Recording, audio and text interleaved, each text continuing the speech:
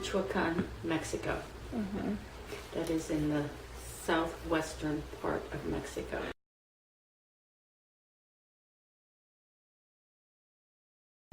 Well, they came in illegally. I mean, they came in at night. They were what they called wetbacks back then. They came in across the Rio Grande River, I guess, you know, and she was probably about a year old. Mm-hmm. She came as an infant. And then was it her mom and her dad who came here? Her father came here first to work, and then he sent for her and her mom, and they came over on a little boat, and she was under a little blanket. I know when they first came over, though, her parents went to Indiana to work, but he couldn't find any work there, so that's why they didn't stay in Indiana. They came then and settled in Pittsburgh because of the steel mills. Yeah. So he got a job there. So I imagine that was a hard time for them because they didn't have, and I'm sure them not speaking English didn't help them any, you know what I mean? And the reason he probably got a job down here in Sharpsburg, because it was all basically Italian people, and Italian language is a lot like the Spanish language, so he could make himself understood, you know what I mean? So, and eventually he learned to speak Italian. He spoke Italian, Spanish, and a little bit of English. So.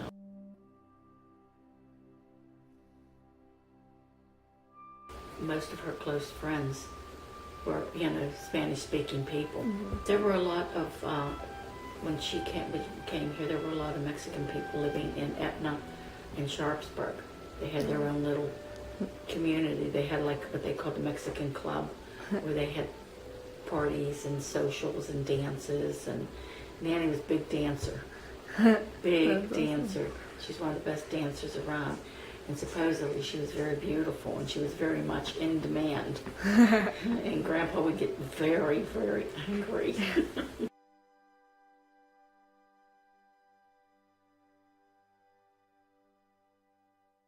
Her parents? She had a hard time when she started school. She spoke Spanish. Yeah. And she couldn't speak English. And she couldn't tell time. And her parents didn't realize that she had to be at school at a certain time, so she always got to school late every morning. And every morning she got a whipping from the teacher. Because back then, teachers gave you a whipping and she had a hard time in school because the language barrier. Yeah.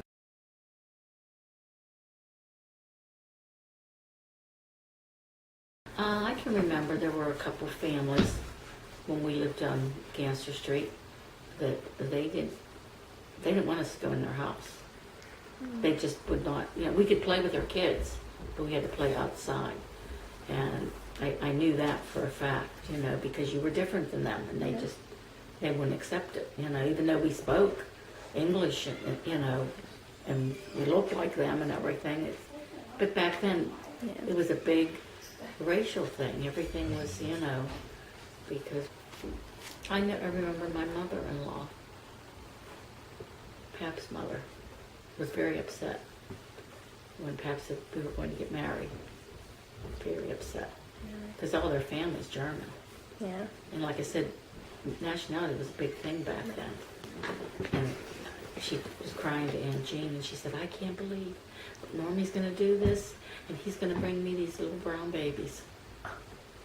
I never knew that till just recently, because I got along with her really well. She was a real sweet person, but I guess she was just so, you know, like I said, back then, it was the Germans married the Germans, the Polish married the Polish, Mexicans married Mexicans. You didn't usually step out of your, you know.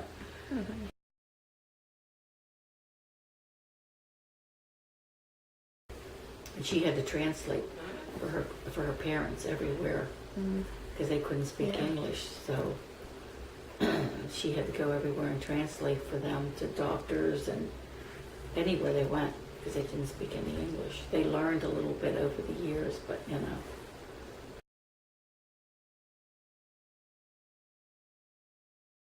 You spoke? Yeah, we would pronounce some words a little bit different. Cause I remember being made fun of one time because we were going to a school picnic, and I would say picnic. Because in Spanish it's picnicky, we say picnicky. Yeah. And the kids would make fun of me. We're going to the picnic, picnic.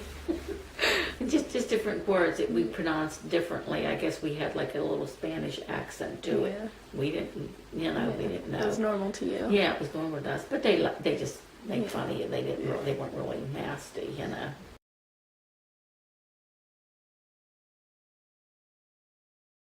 Outside the house. She didn't, but her parents did. My grandparents did.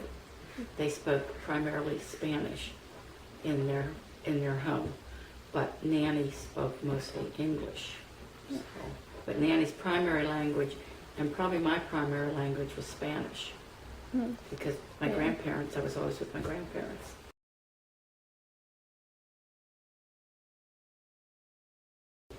She wanted an education.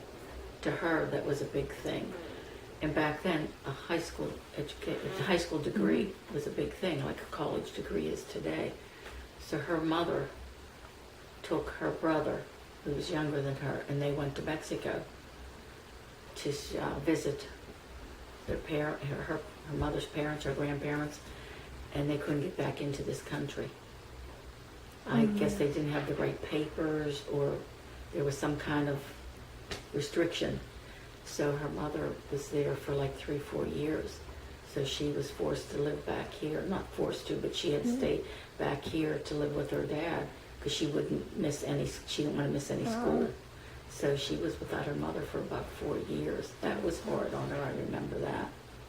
Her talking about that, and her baby brother, By the time she saw him again, he was, I guess, like 5-6 years old, The parent.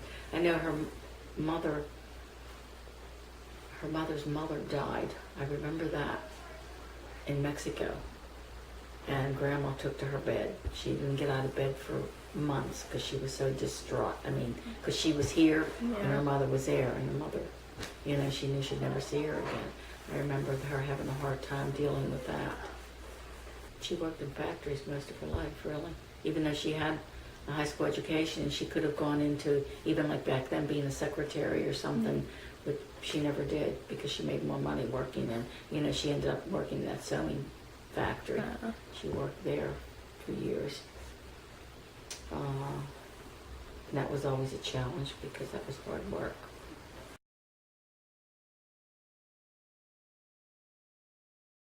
Nanny had a hard time too with her mother. Was real strict.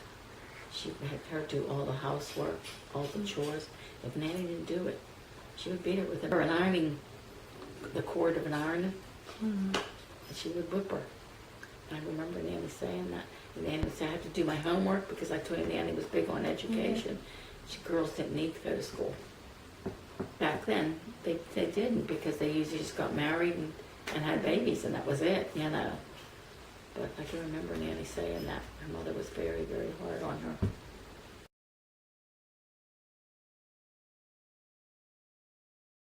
Well, we have a strong family bond. Nanny was always about, in Spanish it's familia, family. That was a big thing. So I find myself being... trying to get us all together all the time. Yes. It's sometimes hard to do. But that's one of the traditions. Visiting the grave sites. I know that people don't do that a lot today, but that's something we always did in our family. We take care of the graves and things like that. Church. Very much so. Church. Pray to her saints. That sort of thing. She was a very religious sort of person. I find myself being that way as I get older. Getting from her, I guess.